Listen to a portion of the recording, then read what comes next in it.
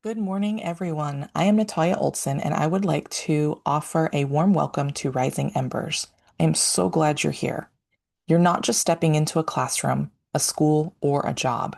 You're stepping into the lives of children and families who've experienced more than most can imagine. Some have faced neglect, abuse, loss, or years of instability. Others carry the weight of generational trauma or ongoing mental health challenges. That's why trauma-informed care is at the heart of everything we do. It's not about fixing anyone. It's about seeing them where they are, understanding that behavior is often a reflection of pain, fear, or unmet needs. When we shift from what is wrong with this child to what might they be carrying, that's where healing begins. And that's where socially emotional learning, or SEL, becomes our most powerful tool. SEL teaches children how to name their feelings, regulate emotions, build trust, and navigate challenges. These skills are not extra, they're essential. For many of our students, you may be the first safe adult who models these things. On the screen is a list of some of the topics we will cover. I want to remind you, this work can be incredibly meaningful, but it can also be heavy. Some situations may trigger your own emotions, especially if you've faced your own adversity in life. That's okay. We are a community that believes in support for our kids, for their families, and for our team. If something hits too close to home, speak up, take a breath, take space. We've got you. Together, we rise, not just for them, but with them.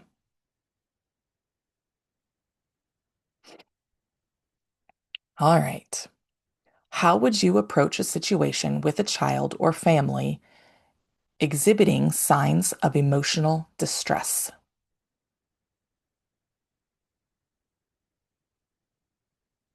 Wow, those were some really great answers, and thank you for sharing and being vulnerable. Let's take it a step further and look at how some of those are trauma-informed responses that also offer SEL tool support. Trauma-informed care is a framework that involves understanding, recognizing, and responding to the effects of all types of trauma. It emphasizes physical, emotional, and psychological safety for everyone and helps build a sense of control and empowerment. Why does it matter? Those are all very good answers.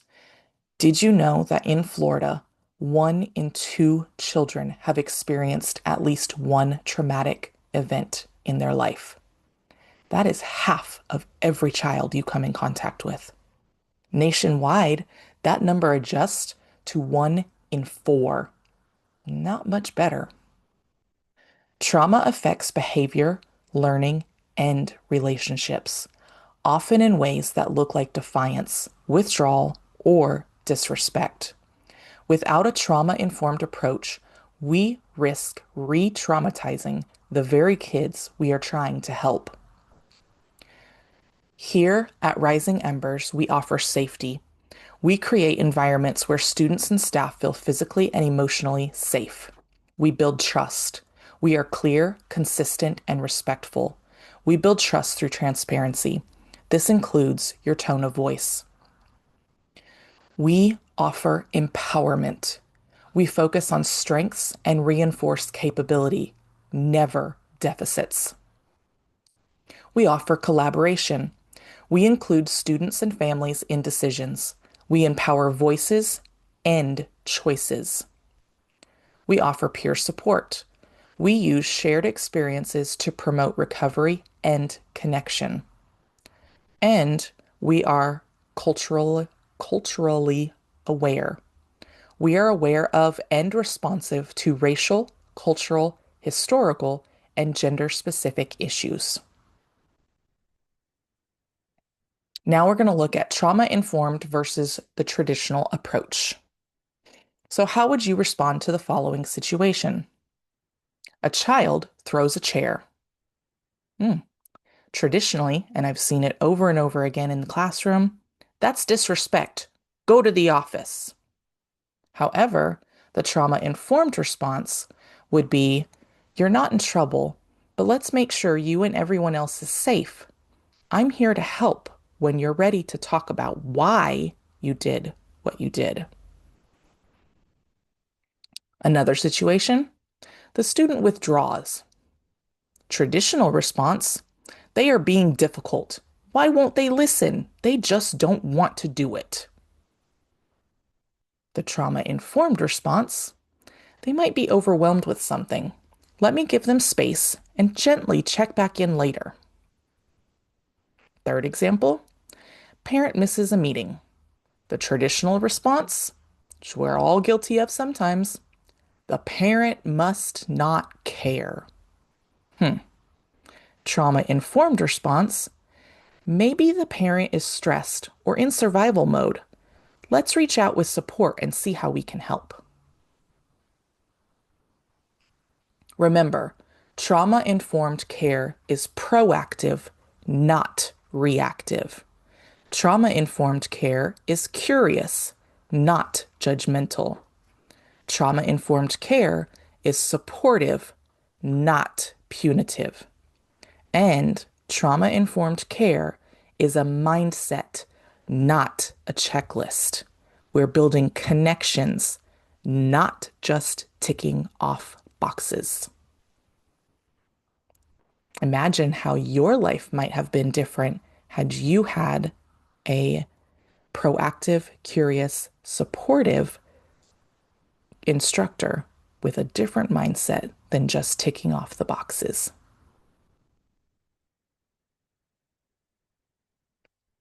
Next up is SEL. What is SEL? SEL is social emotional learning. This is a process through which children and adults acquire and apply the knowledge, skills, and attitudes to understand and manage emotions, set and achieve positive goals, show empathy for others, establish and maintain healthy relationships, and make responsible decisions. SEL is not a single program. It is a framework for helping people thrive in school, relationships, and most importantly, life. SEL has 5 sections. First, self-awareness. This is recognizing your own emotions, values, and strengths.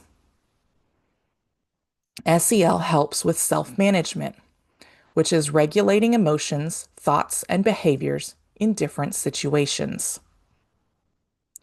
SEL offers social awareness. This is where you show empathy and understanding of different perspectives. SEL offers relationship skills. This includes communicating clearly, listening, cooperating, and resolving conflict. And then finally, SEL teaches responsible decision making, which is making caring, constructive choices for yourself and for others. Remember, just because it's uncomfortable doesn't mean it's bad. Growth happens when we step outside our comfort zone. Trauma disrupts the brain's ability to regulate emotions, trust others, make decisions, and feel safe enough to learn. SEL directly rebuilds those very skills. What does this look like in your home or in the classroom? Okay. This is having and using calm down corners. This is where a student or an adult can step away, breathe, re-regulate, and calm themselves. They can use activities or tools that are found in this area to help with that self-regulation.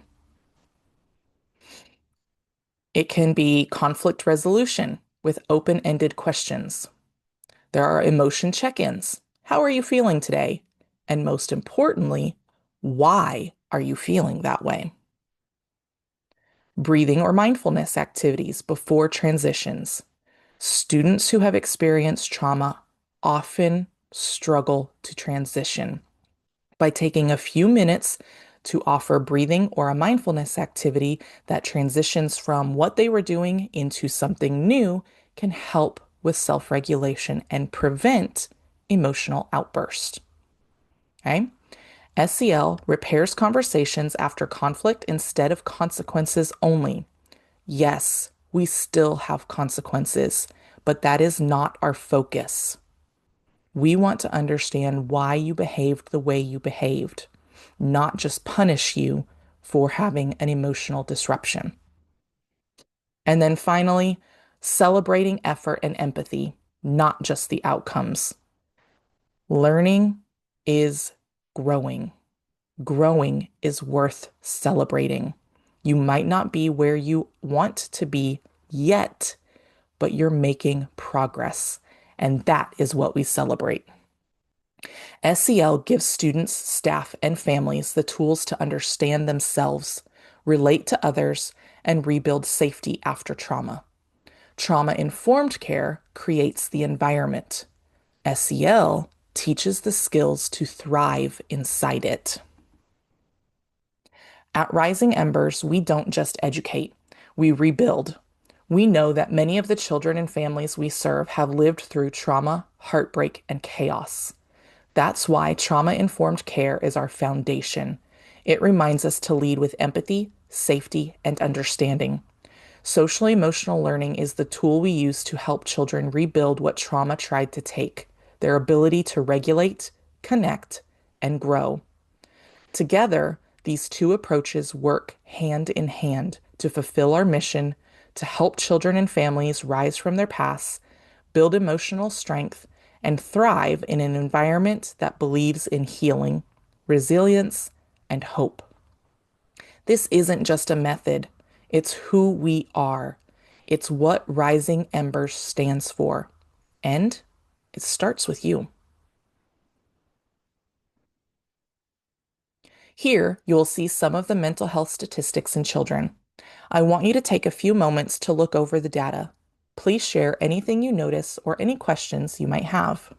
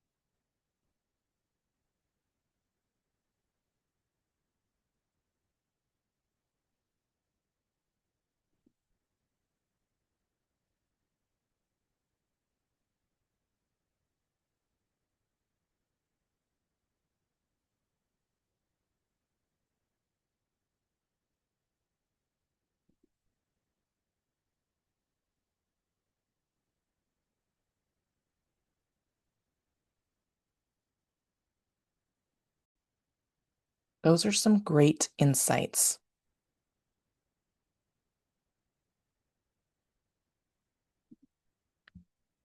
Now it's time to practice. We'll start off with me sharing a demonstration of how trauma-informed care and SEL work together for helping a student re-regulate. In this scenario, we have 8-year-old Jaden. He just returned from lunch. Another student accidentally bumped into him, and Jaden shouted, shoved his chair, and flipped his desk. Papers scattered, and other kids looked scared, and everyone froze. All right? The first thing that we're going to do is always the most important. Ensure immediate safety. Clear the area if necessary. Okay? This sounds like, okay, everyone, let's quietly move back from the table and give Jaden some space. Thank you. You can have the students go to a reading corner. You can have the students go to another classroom. Or if another teacher is there, the other teacher can take them out of the classroom and onto the playground or somewhere else so that you can quietly and calmly respond with Jaden. Then you are going to approach Jaden calmly, not as a punishment. You're going to lower your body to eye level, but stay a few feet away. We do not want to intimidate or crowd him. Okay? We're using a soft tone. Hey, Jaden, I can see you're really upset right now. You're not in trouble. I just want to understand what's going on and help you feel better. Okay? We are going to acknowledge his emotions and validate the experience. That looked really frustrating. Did something happen at lunch or just now that made you feel outraged? Make sure to pause and wait. Sometimes this takes a few minutes. Sometimes they vent and let it all out right away. Wow, that must have felt like a lot. It's okay to feel that way. Now we're going to co-regulate. We're going to offer calming tools while staying present. I'm going to sit over here while you take a breath. You can draw, hold your calming stone, or just breathe with me for a minute. We can wait until you feel ready. Then you're going to model breathing. You're going to slowly inhale and slowly exhale. You can offer doodle pads or calming fidgets. Every kid has something different that works for them. Even you have something that works for you. Then we're going to use open-ended, non-judgmental language. Sometimes when we feel like that, it's hard to explain why. When you felt this way before, what happened? What do you think you need right now? Would you like to walk and talk about it or stay here a little longer? Some students like to get that fresh air after a big meltdown. Others don't want to move, they like to stay. Let it be his choice. Keep the energy calm, slow, and steady. Even if you are anxious, there's no fast movements and you must stay grounded. Remember, if you're struggling and you're getting triggered and can't stay calm, it's okay to ask for help. I'm here when you're ready. We'll figure it out together. Some of the key SEL and trauma-informed skills we used was recognizing his dysregulation, which means we saw that he had unmet needs, not bad behavior. We ensured physical and emotional safety for everyone in the area, not just him and not just you, but everyone. Using a calm tone, slow movements, and patience. We modeled emotion regulation and co-regulation. We gave Jaden space, choice, and control to help reduce his panic. We built trust and repair through validation and listening. We asked reflective questions that teach emotional insight. Now it's your turn. Jaden has just returned from recess and is angry. He throws his backpack, knocks over a chair, and yells, "Leave me alone! I hate this school!" Other kids in the room are startled. What do you do? Pair up. One of you will be Jaden and the other will be the instructor. You're going to demonstrate what you would do in this situation. I'll give you 5 minutes and then we'll return and discuss.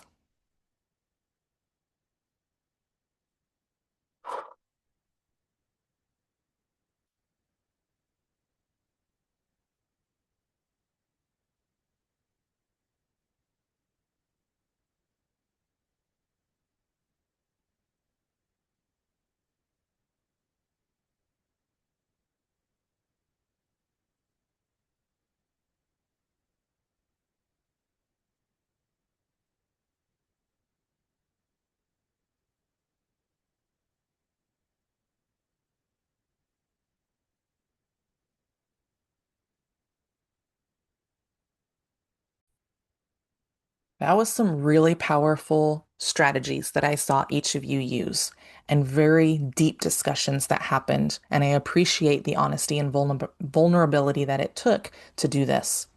Some of the key takeaways that I noticed that I want to point out to each of you.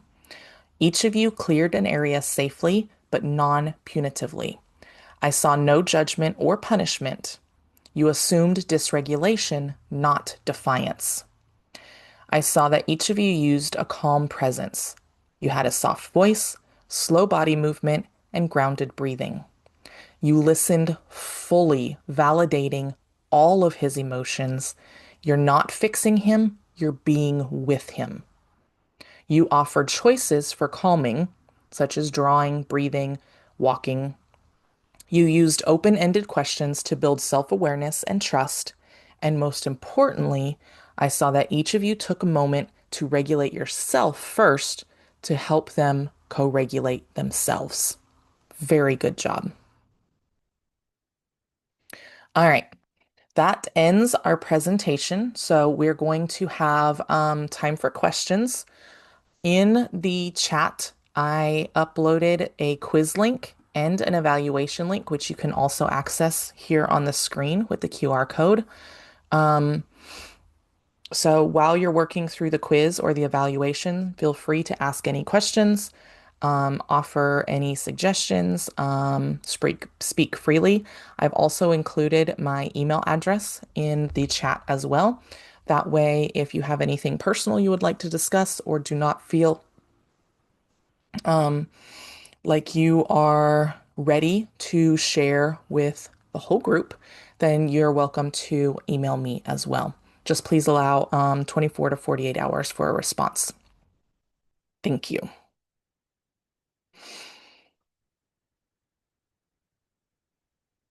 Thank you all for your participation today. As we wrap up, I want to remind you of the key takeaways from this training. First, trauma-informed care is about recognizing the signs of trauma, creating a safe environment, and responding with empathy rather than judgment. It's about shifting our mindset from what's wrong with this child to what might they be carrying. Second, social emotional learning gives us the tools to help children understand and manage their emotions, build positive relationships, and make responsible decisions. These skills are not extra. They're essential to our work with children and families affected by trauma. Finally, remember that we're building a community of support.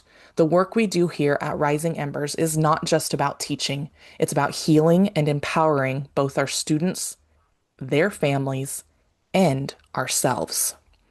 I encourage you to apply these principles as you interact with children and families, both personally and professionally.